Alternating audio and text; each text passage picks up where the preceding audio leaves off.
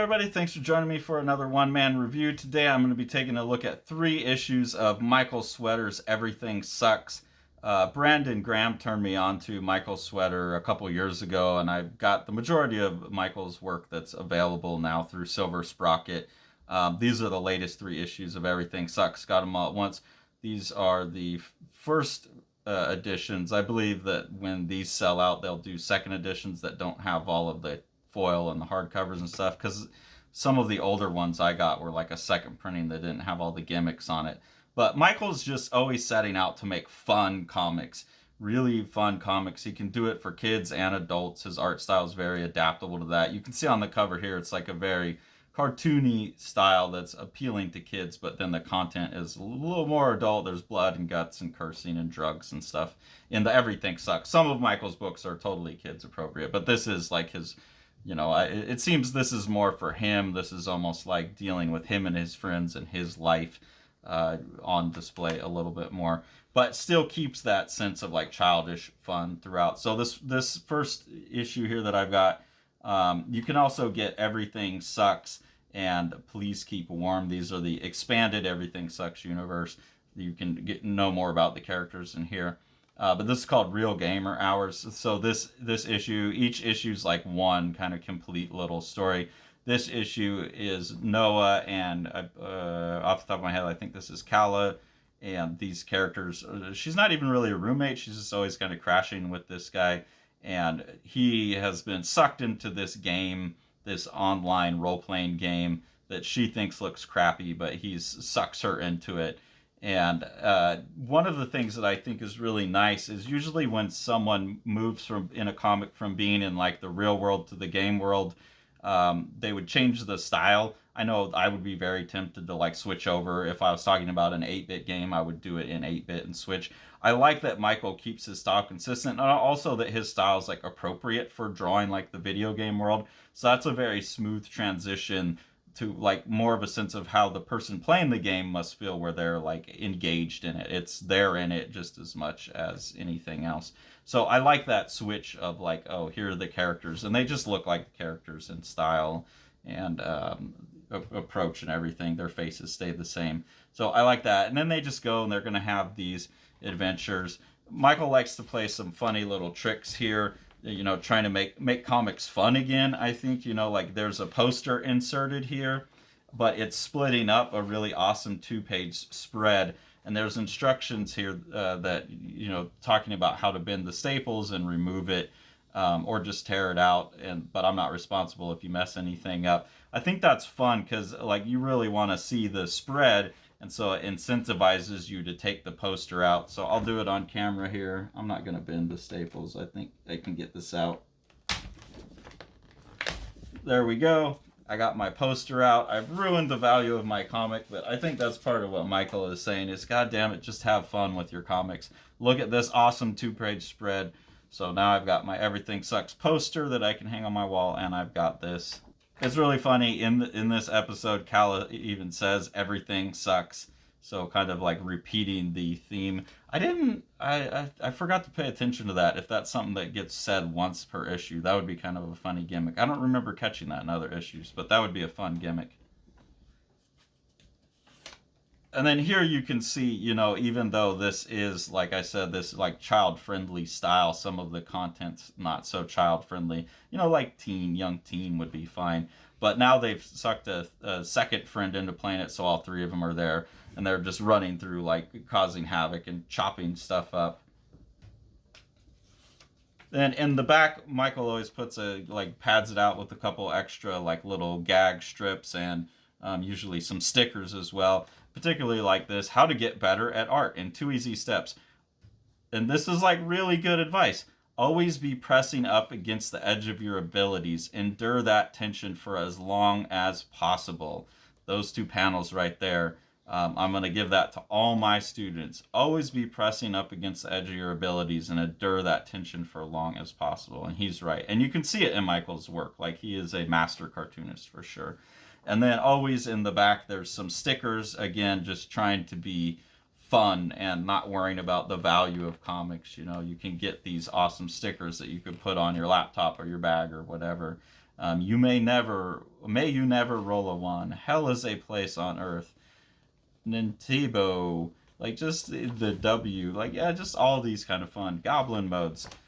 So I appreciate that. These are fun comics that are masterfully drawn, masterfully written, and do exactly what they try to do. This is Friends Forever. This is the next issue up.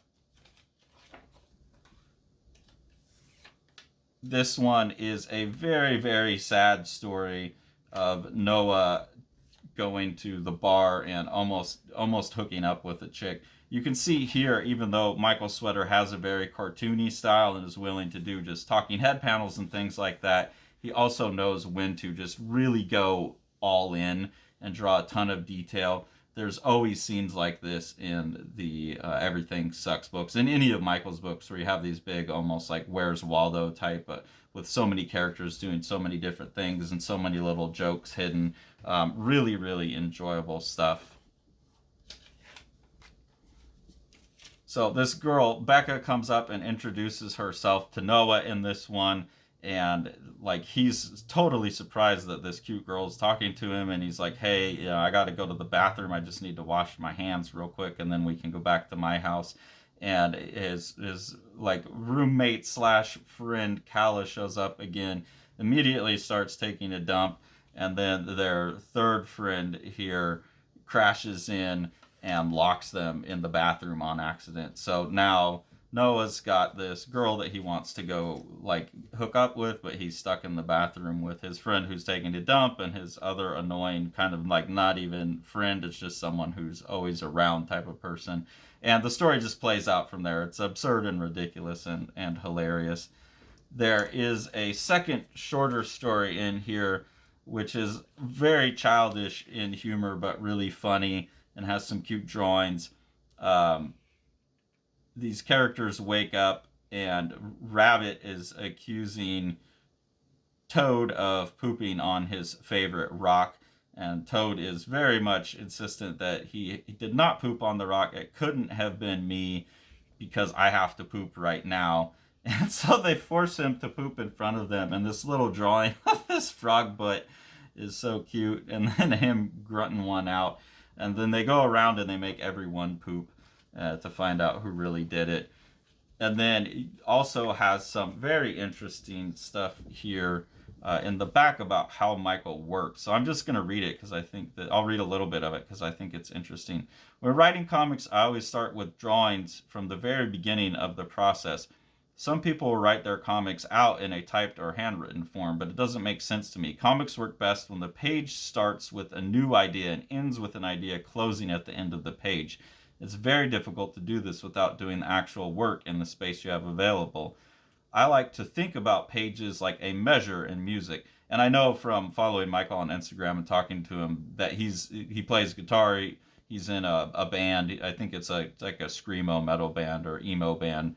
I know he likes a lot of metal too. He's talked about that in other books, and we've chatted about it a little bit. So you could tell that really informs what he's doing. It can be part of a larger idea, and sometimes for effect, I will draw an idea out over a few measures, but fitting into that form gives the work a rhythm I just find pleasant. This is always why I tend to only use a few specific panel sizes. It feels less interesting, but when I do a larger, more interesting panel, they really stand out. And I just like that kind of way that he's thinking about things. There's a lot of other interesting thoughts in here. These kinds of things are really helpful. You have someone who's really, really refined his craft in the way that Michael has, and he's giving up-and-comers like some insight onto what he's doing, and that's I think really, really important. Oh, and I got more stickers here. I'm almost taking the stickers off. Let's not do that. And just some stuff about how he's drawing and how he thinks about drawing, the tools he uses, all this kind of stuff that's really, really great for young artists. And even for someone like myself, you know, everyone has a different approach, and we can all learn from that. And then the latest issue that comes out is called Noah's Millions. And in this one, Noah indeed finds some millions. We find out, Uh, yeah, I guess spoiler alert. He does wind up hooking up with the chick, so that's nice. I felt bad for him. And then he's working at his crap job, and all this time spent talking about the crap job. And then he says, I was put on this earth to do one thing and one thing only, steal company resources. And then I love the fact that Michael burnt a 2-page spread on drawing a sandwich. You know, normally he'd do this where it'd be totally packed full and the Where's Waldo type of thing. And this is just like, this thing matters so much to this character. And I just love it. I turned the page and I cracked up. I think that's the perfect use of a 2-page spread. And that's exactly what Michael was talking about with the kind of rhythm of things, is when you use the same basic panel grid and whatnot throughout, then when one of these moments hits, it really matters. And it shows the psychological import of this stupid sandwich to this character. And yeah, I just thought that was masterful and cracks me up. Anyways, this like lizard guy comes in and hides a bag full of money that immediately falls out of the ceiling and Noah finds, and so that sends him and his friends on an adventure, which I'll let you buy the book to go find out about. This one also has some really fun stickers in the back. Comics ruined my life. If I'm wearing this shirt, I'm horny. Fuck you, pay me. And cash rules everything. So with that all said, fuck you, pay me, cash rules everything. Michael Sweater is an amazing artist with a really pretty large body of work already that's really all top quality entertaining stuff. So please go out and money rules everything. Throw Michael Sweater some of your money, get some of his books. You will not regret it. They're extremely entertaining, extremely well written, and extremely well illustrated comics. And I look forward to anything else Michael does. Centralia is an awesome, gorgeous comic by rising Dutch star Neil Vanderpeet. This is his first work. It's a really great sci-fi story. There's a world in the future where the sun has gotten so hot that people can't be on the ground, so they have to run around. There's a lot of conceits that go with that. You know, what is the world that looks like?